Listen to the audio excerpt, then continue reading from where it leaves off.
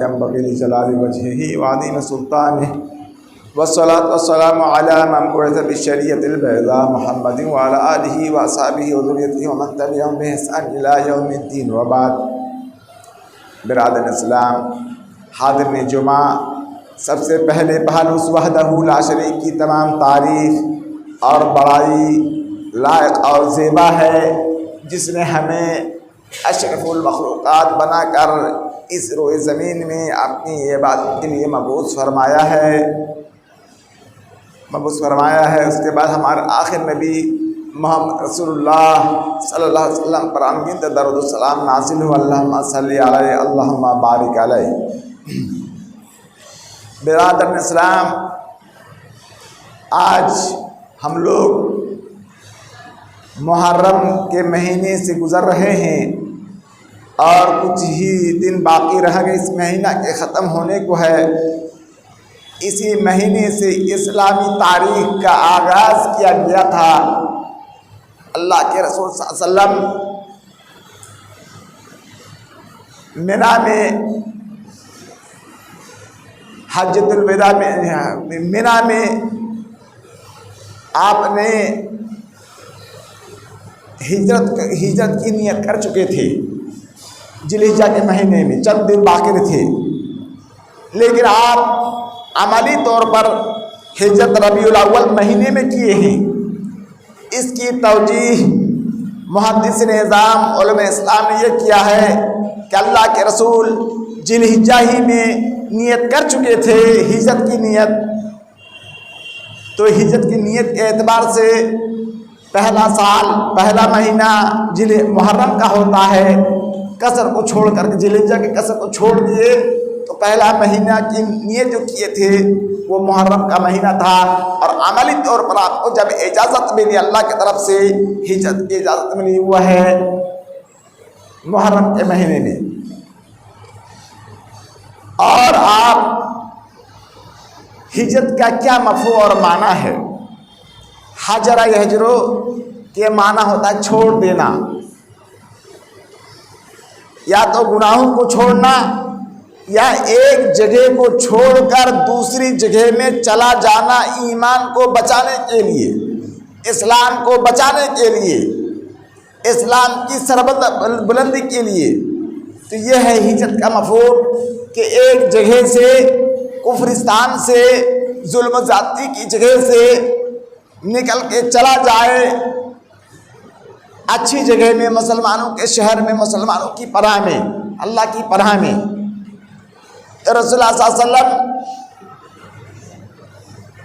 کی ہجرت کے بہت سارے فضائل ہیں.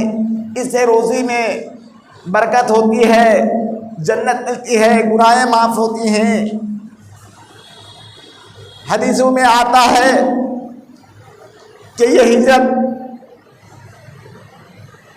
کی بڑی فضیلت آئی ہے اور یہ ہجرت قیامت تک قائم ہے. بعض روایتوں میں آتا ہے کہ ہجرت اب فتح مکہ کے بعد اب ہجرت ختم ہو گئی. نہیں، اس کا مطلب یہ ہے کہ مکہ سے مدینہ کی ہجرت ختم ہو گئی اور مکہ اور مدینہ دونوں اسلامی ملک بن چکا ہے اور ہجرت کا مسئلہ مکہ سے مدینہ والی ہجرت کا مفہوم ختم ہو چکا ہے. اور اب قیامت قائم ہونے تک ہجرت باقی ہے. الہجرت تستمر حتی تنقطع التوبہ ولا تنقطع التوبہ حتی تغرب الشمس من مغربہا. ہجرت اس وقت تک ختم نہیں ہوگی جب تک کہ توبہ کا دروازہ کھلا رہے، اور توبہ کا دروازہ اس وقت تک کھلا رہے گا جب تک کہ سورج پچھم سے طلوع نہ ہو جائے.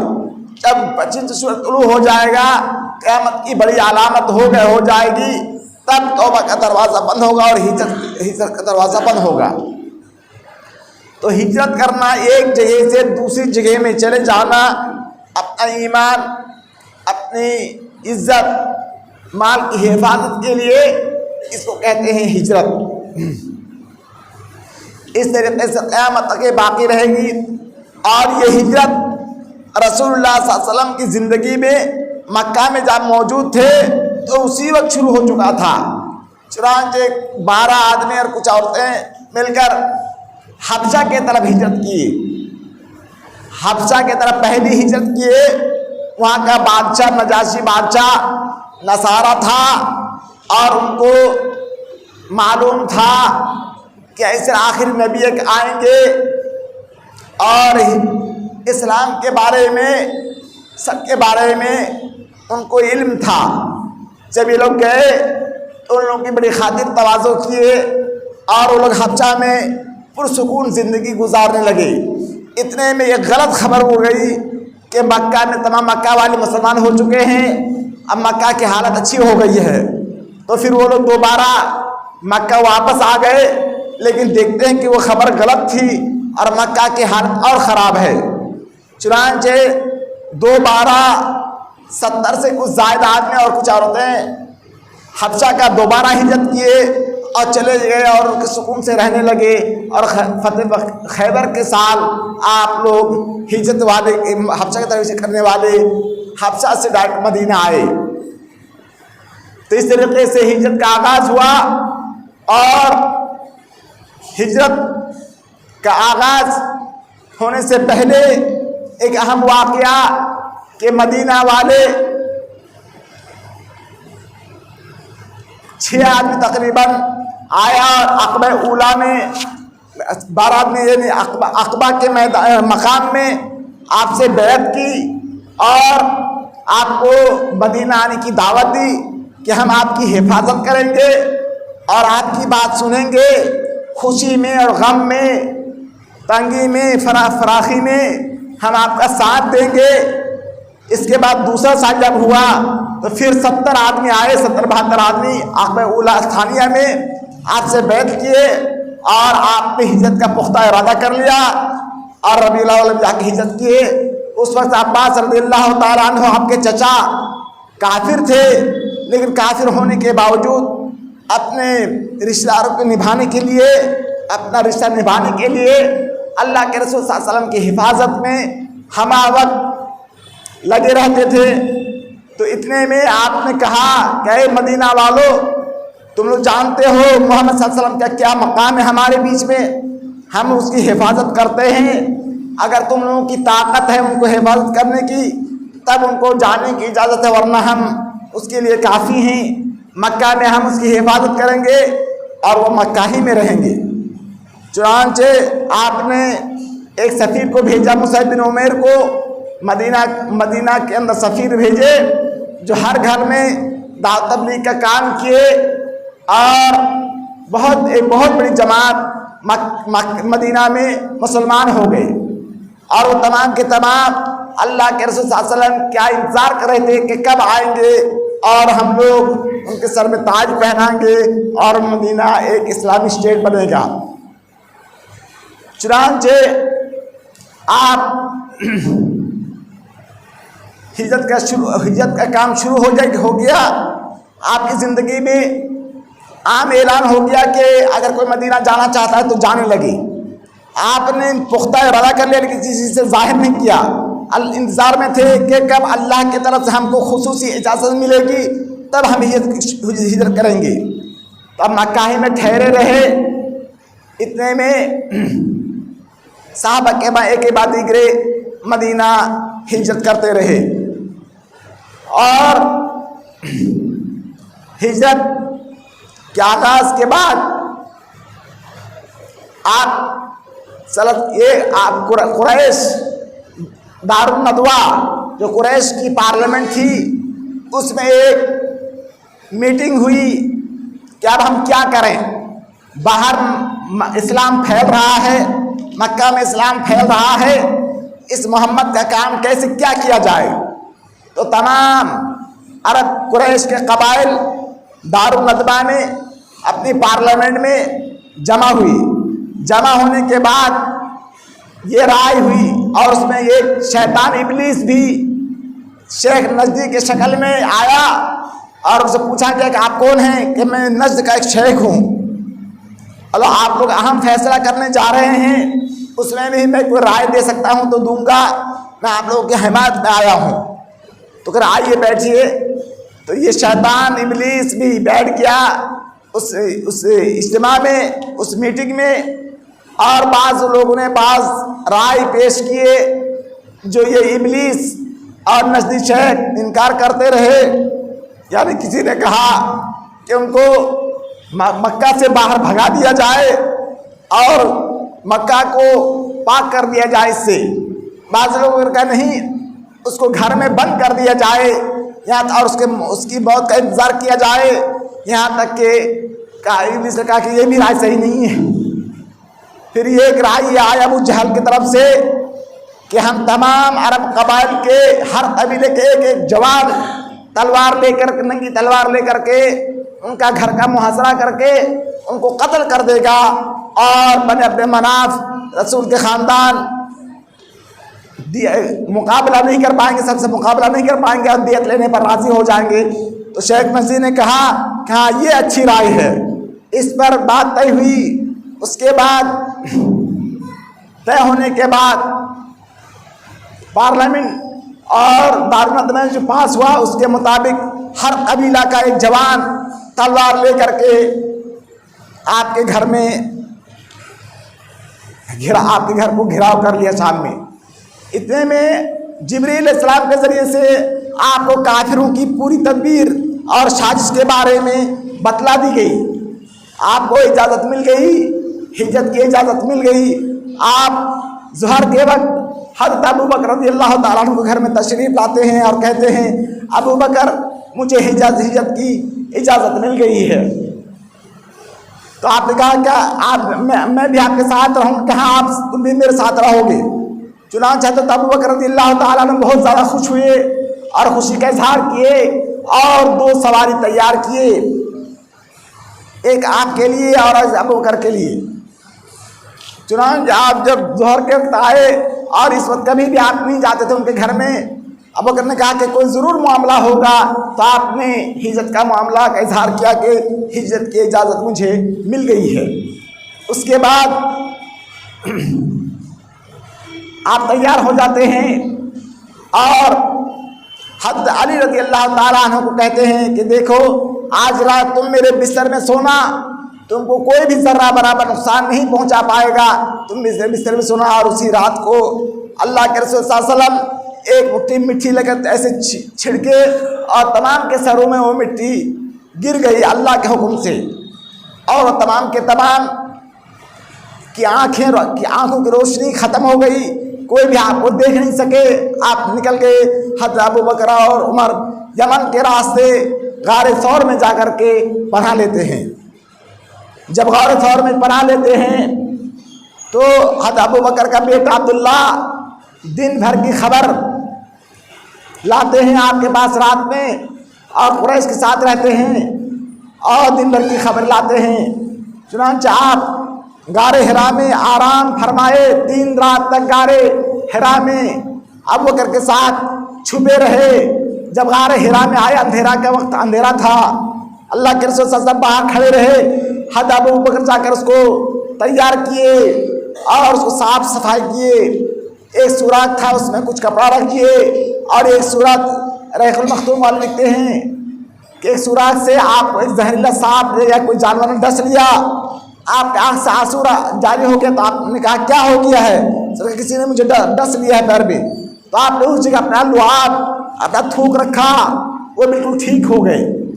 ٹھیک ہونے کے بعد آپ لوگ غار حرا میں 3 دن تک ٹھہرے رہے، اور عبداللہ بن ابی بکر روزانہ کافروں کو خبر لاتے تھے، اور حضرت علی رضی اللہ تعالیٰ عنہ جو بستر میں سوئے تھے، جب صبح ہوتی ہے تو ان کو کہا جاتا ہے کہ کہاں ہو تم لوگ؟ اللہ کے رسول ابو بکر نکل چکے ہیں، ہجرت کے راستے پکڑ چکے ہیں۔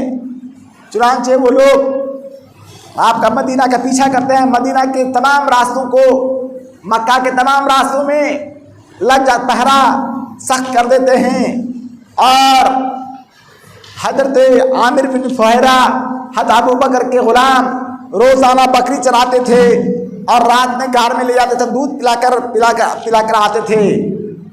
اور 3 رات ہونے کے بعد جب معاملہ سناٹا ہوا تو آپ ہجرت کے لیے نکل پڑے، اتنے میں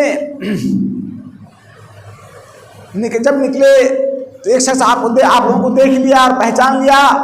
تو سراقہ بن مالک بن جوشم کہتے ہیں کہ میں نے محمد اور ابو بکر کو اس راستے میں جاتے ہوئے دیکھا ہے. تو وہ سمجھ گیا کہ یہی راستہ صحیح بات ہے، صحیح کہہ رہا ہے. اور مکہ والے اعلان کر چکے تھے کہ جو بھی محمد اور ابو بکر کو لائے گا زندہ یا مردہ اسے سرخ 100 اونٹ دیا جائے گا. اس انعام کی لالچ سے تمام لوگ اس کوشش میں تھے کہ آپ کو پکڑ کر لایا جائے زندہ یا مردہ. سراقہ بن مالک کہتے ہیں کہ میں بھی نکلا آپ کو مارنے کے لیے، آپ کو پکڑ کر لانے کے لیے. میں گھر کے پیچھے سے ان کو کہا کہ نہیں وہ دوسرے ہوں گے تاکہ سب کو پیچھے نہ چلے جائے اور سب کو حصہ مل جائے گا. چنانچہ جب قریب ہوتے ہیں اور قریش لوگ آپ کو تلاش کرتے ہوئے غار ثور میں بھی پہنچ جاتے ہیں، قریب پہنچ جاتے ہیں. حضرت ابو بکر رضی اللہ تعالی اللہ کے رسول سے کہتے ہیں کہ اللہ کے رسول یہ قریش کے کافر لوگ غار ثور کے قریب آ چکے ہیں، اگر کوئی بھی نیچے کی طرف جھانکا تو ہم لوگ دیکھ لیں گے، ہم لوگ دیکھ لیں گے. تو اللہ کے رسول نے کہا ابو بکر ان دونوں کے بارے میں تمہاری کیا رائے ہے جن کا تیسرا اللہ ہو؟ ہمارا کوئی بھی نقصان نہیں پہنچا سکا. ابو بکر تم خاموش رہو، مطمئن رہو. چنانچہ وہ لوگ چلے گئے اور سراقہ بن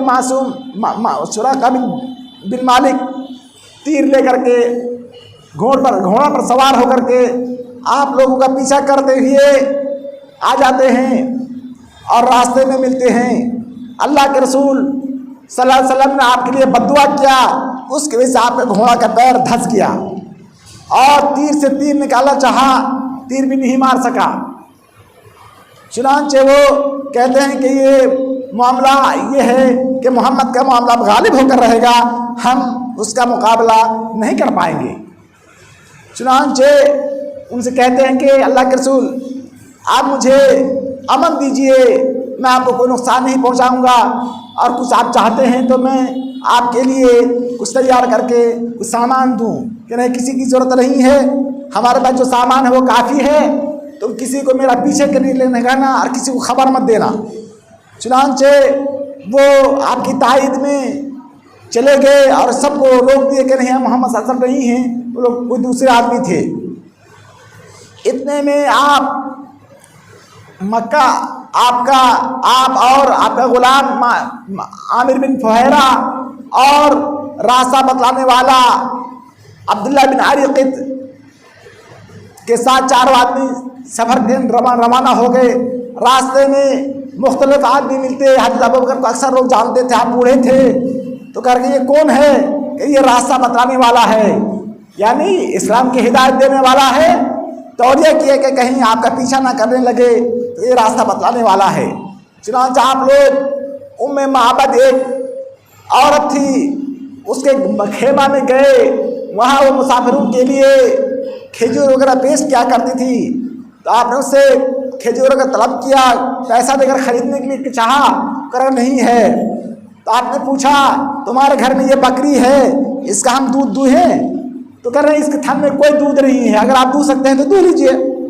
چنانچہ اللہ کے رسول نے اس کے تھن میں ہاتھ دیا اور دعا کیے اور پورا تھن دودھ سے بھر گیا. آپ دودھ دوہے اور برتن بھر گیا. آپ نے معبد کو پلایا، تمام لوگوں کو پیا، تمام لوگ آسودہ ہو گئے. آپ بھی دودھ پیے. اس کے بعد مدینہ کی طرف روانہ ہوتے ہیں. مدینہ والے آپ کے انتظار میں روزانہ حرہ کے مقام پر آتے، بیوی بال بچوں کے ساتھ آتے اور انتظار میں رہتے کہ کب ہمارے حبیب اللہ کے رسول تشریف آئیں گے، ہجرت کر چکے ہیں، راستے میں ہیں، کب پہنچیں گے. ایک دن کا واقعہ ہے، پہنچنے کا دن کا واقعہ ہے کہ مدینہ میں مسلمان تمام لوگ اپنے بیوی بال بچوں کے ساتھ ہتھیاروں کے ساتھ آپ کا استقبال کرتے ہوئے حرہ کے مقام پر آتے ہیں. جب دن کے 12 بج جاتا ہے آپ واپس آتے ہیں. اتنے میں ایک یہودی واپس ہونے کے بعد ایک یہودی اعلان کرتا ہے یہ تمہارا دادا، یہ تمہارا جس کا تم انتظار کرتے ہو، جس نبی کا، وہ نبی آ گئے. تمام لوگ آئے، آپ کا استقبال کیے. آپ قباء میں ٹھہرے، پھر مسجد نبوی میں ٹھہرے، پھر ابو ایوب انصاری کے گھر میں ٹھہرے اور یہ ہجرت کا کام مکمل ہوا جس سے کہ اسلامی تاریخ کی شروعات ہوئی۔ اس کے بعد یہ ہجرت کا اہم واقعہ جس سے کہ اسلامی تاریخ کا آغاز ہوتا ہے اسی محرم کے مہینے میں۔ ویسے آپ عملی طور پر ربیع الاول میں ہجرت کیے تھے، لیکن آپ نے ارادہ کر چکا تھا ذی الحجہ کے آخر میں، اور وہ محرم شمار کیا گیا، تب محرم کے مہینے میں آپ کی ہجرت ہوئی، اور اسلامی سال کا آغاز ہوتا ہے 1444 سال ابھی گزر رہا ہے۔ تو اللہ رب العالمین سے دعا ہے کہ اللہ تعالی ہمیں اس ہجرت سے عبرت لینے کی توفیق دے، تاکہ ہم بھی اگر کہیں ایمان کا خطرہ ہو، اسلام کا خطرہ ہو، مسلمانوں پر خطرہ ہو، تو ایک جگہ سے دوسری جگہ ہجرت کر سکتے ہیں۔ اور یہ ہجرت کا ثواب جنت ہے، وہ شادی روزی ہے، اچھائی ہے، بھلائی ہے اور جنت ہے۔ اللہ تعالی ہمیں اس کو سمجھنے کی توفیق دے، اور ہمیں اللہ تعالی اس ہجرت سے عبرت لینے کی توفیق دے۔ عباد اللہ رحمکم اللہ، ان اللہ یامرکم بالعدل والاحسان وایتاء ذی القربى وینہی عن الفحشاء والمنکر والبغی یعظکم لعلکم تذکرون اذکروا یذکرکم وادعوہ یستجب لکم وذکروا اللہ اجل واتم اکبر۔